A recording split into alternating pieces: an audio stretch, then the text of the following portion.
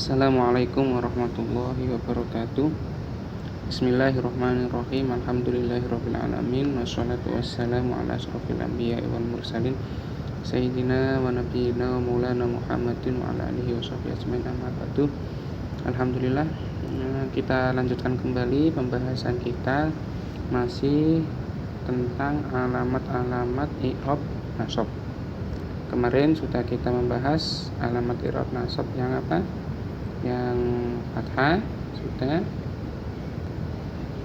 Fathah ini yang pertama.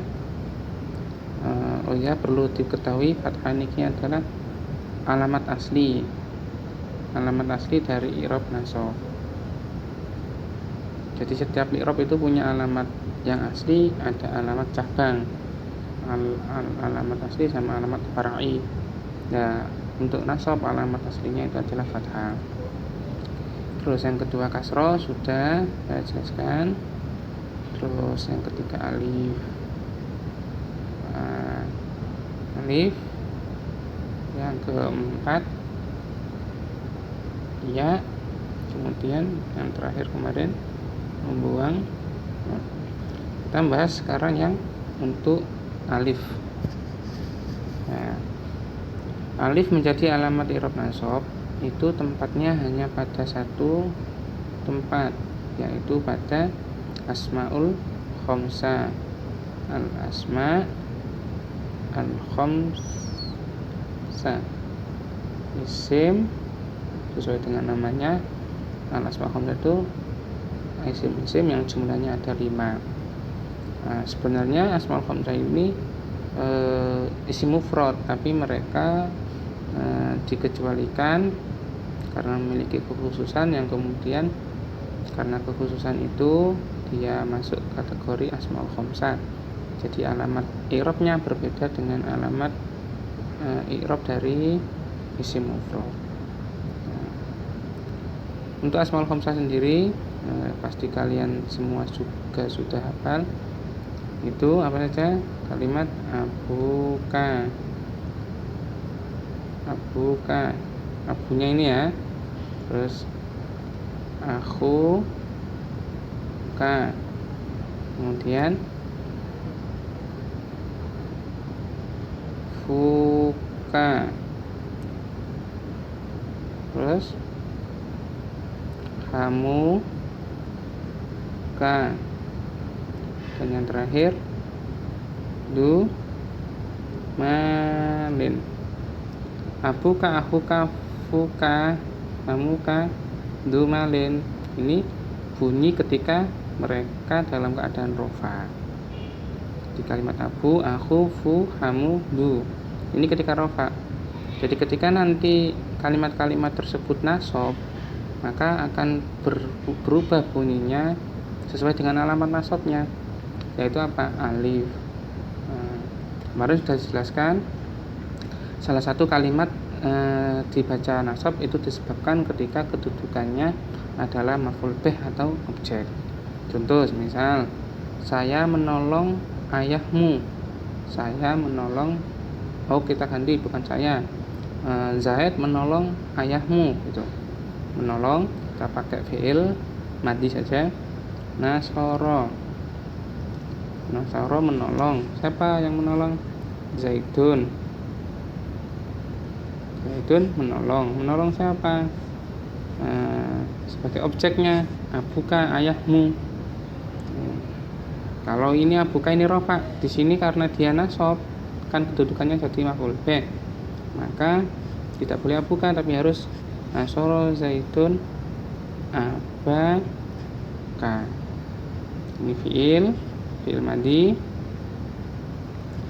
Ini kedudukannya menjadi fa'il karena fa'il dia harus rofa. Nah, yang abanya ini nasab karena jadi maf'ul bih itu nasab. Jadi kalau di i'rabi abaka yang ini, abaka ini itu adalah i'rabnya adalah nasab. Sebab apa? Sebab maf'ul bi. Tanda nasabnya adalah alif. Kenapa ditandai alif? Karena dia termasuk al-asmaul khamsah. Jadi begitu penjelasannya. Ahuka juga demikian, akhoka, fuka menjadi faka, hamuka, hamaka, dumalin menjadi damalin. Itu. Nah, yang asmaul khamsah itu kalimat yang pertama. Ini kan terdiri dari dua kalimat, abun sama ka, menjadi abuka, abaka. Nah, kanya ini bisa kalian ganti dengan kalimat apapun. Boleh Abu Bakrin misal, Abu Zaidin ayahnya Zaid, Abu Amrin ayahnya Umar, Abu Hurairah misal nama sahabat Nabi.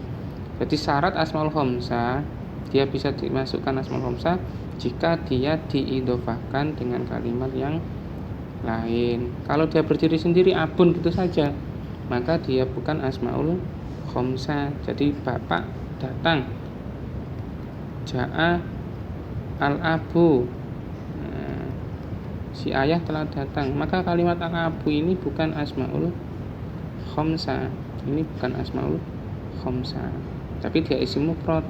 Tapi kalau dia berubah, ayahmu telah datang, ja'a abuka, nah ini namanya asmaul khamsah. Karena memang syaratnya asmaul khamsah itu dia harus sebagai mudhof atau diidhofahkan kepada kalimat isim yang lain. Nah, mudhof ilaihnya terserah, tidak harus ka, ki ya boleh, atau nama orang, asal bukan domir ya yang menunjukkan milik itu, abi itu bukan.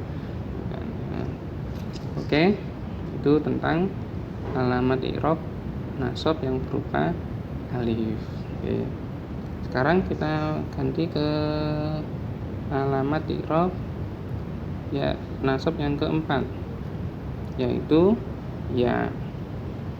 Oke, insyaallah sudah paham kalian. Sekarang kita berpindah ke alamat i'rab nasab yang keempat, yaitu ya. Ya menjadi alamat i'rab nasab bertempat pada dua tempat, yaitu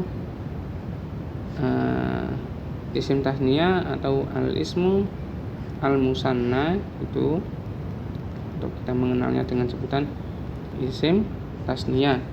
Dan yang kedua adalah berada pada jamak mudzakkar as-salim, jam'ul mudzakkaris salimi. Oke, isim tasniyah atau al-ismu al-musanna itu adalah isim yang menunjukkan arti dua. Kalau isim mufrad satu, kalau dua isim tasniyah. Jadi dalam bahasa Arab itu ada satu, dua, baru kemudian banyak. Beda dengan bahasa Inggris. Bahasa Inggris itu setelah satu singular langsung plural jamak. Tapi kalau dalam bahasa Arab isim mufrad baru isim tasniyah terlebih dahulu, baru jamak. Nah, isim yang menunjukkan arti dua itu namanya isim tasniyah. Kalau dalam kedudukannya rofa atau i'rab rofa, isim tasniyah itu cirinya adalah tambahnya alif dan nun. Contoh, tilmidun menjadi tilmidani.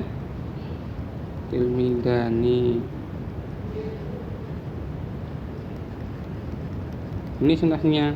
Tilmidun satu murid, dua murid, tilmidani. Rojulun satu laki-laki, dua laki-laki, rojulani. Ustadun, ustadani. Ini ketika rofa. Ini ketika apa? Rofa atau marfu. Ketika nasab, isim tasniyah ini yang tadinya alif nun, alifnya ini, maka dia berubah menjadi ya, tambahnya adalah ya nun. Tilmidun menjadi apa? Tilmidaini.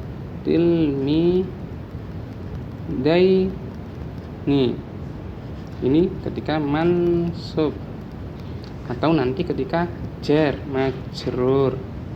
Itu. Ustadani menjadi ustadaini, rojulani rojulaini, kitabani kitabaini. Nah, contoh dalam bentuk kalimat, misal Pak murid membawa dua buah buku. Hamala membawa. Atilmidu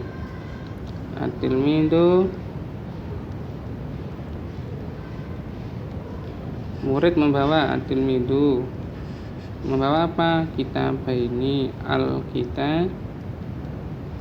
kitab baini dua, jadi alkitab baini. Nah, kitab baini ini adalah bentuknya isim tasniyah yang kedudukannya sebagai maf'ul bih atau objek.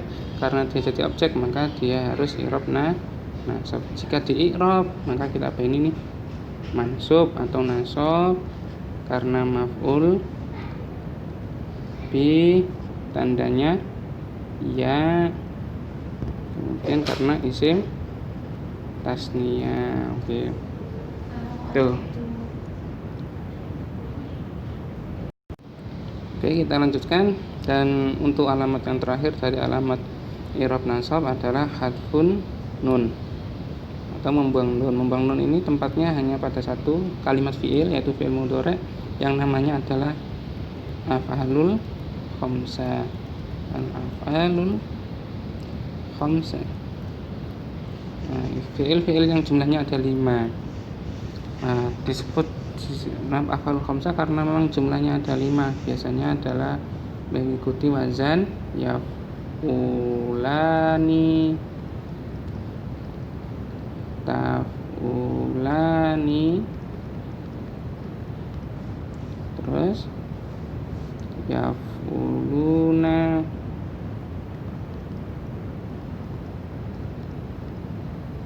taf'uluna, dan terakhir taf'ulina. Yaf'ulani, taf'ulani, yaf'uluna, taf'uluna, taf'ulina. Biasanya pengertiannya adalah af'alul khamsah ini fi'il mudhari yang bertemu dengan alif tasniyah. Ini namanya alif tasniyah, yaf'ulani, taf'ulani, karena menunjukkan arti dua. Atau wawu jama', yaf'uluna, taf'uluna, karena menunjukkan arti banyak. Dan ya mu'annas mukhatabah yang menunjukkan arti ya untuk perempuan yang diajak berbicara. Taf'ulina. Yaf'ulani sendiri ini mengandung dhamir hum, mereka laki-laki. Taf'ulani maaf, yaf'ulani ini mengandung dhamir huma, bukan hum. Huma, mereka berdua. Taf'ulani mengandung dhamir antuma, kalian berdua. Yaf'uluna mengandung dhamir hum, mereka laki-laki banyak. Taf'uluna mengandung dhamir antum, dan yang taf'ulina mengandung dhamir anti, kamu perempuan. Nah, ini namanya af'alul khamsah. Jadi apapun fiilnya, bunyi fiilnya, nah, kalau bertemu dengan salah satu dari 3 ini, alif tasniyah, wawu jama', dan ya mu'annas mukhatabah, maka dia namanya af'alul khamsah. Contoh, yakulu makan, yakulani, takulani, yakuluna, takuluna, sama takuli. Nah, itu juga af'alul khamsah. Itulah af'alul khamsah ini ketika nasab maka dia tandanya adalah membuang nun. Nunnya ini dibuang. Nasabnya kapan? Untuk fi'il mudhari. Jadi untuk fi'il mudhari, saya hapus ya. Untuk fi'il mudhari itu ketika nasab adalah ketika dia kemasukan amil nasab. Itu ada pembahasan tersendiri nanti babnya, i'rabul fi'li itu. Tapi akan saya singgung sedikit. Untuk misal salah satu amil nasab itu adalah lan. Ini amil nasab. Jadi ketika ada fi'il mudhari kemasukan huruf lan, maka fi'il mudhari tersebut harus mansub. Nah, contoh, ya tidak akan tidur, nama yanamu tidur. Itu. Nah, 2 orang tidur, yanamani. Yanamani ketika kemasukan lan maka akan menjadi layyanama, nunnya dibuang. Nah, kenapa dibuang? Karena dia nasab. Nasab kenapa? Karena kemasukan lan. Tanda nasabnya membuang nun atau hadfun nun. Nah, kenapa dialamati hadfun nun? Karena dia afalul khamsa. Jadi kalau di irobi begini, ya nama mansubun karena kemasukan amil nasab apa? Lan. Tandanya apa? Hadfun nun. Kenapa ditandai hadfun nun? Karena af'alul khamsa. Nah, itu terakhir. Jadi saya rasa cukup. Kalau ada yang perlu dipertanyakan, bisa ditanyakan di kolom komentar. Insya Allah saya akan dengan senang hati menjawab dan berbagi. Sekian dari saya, dan kurang lebihnya saya mohon maaf. Assalamualaikum warahmatullahi wabarakatuh.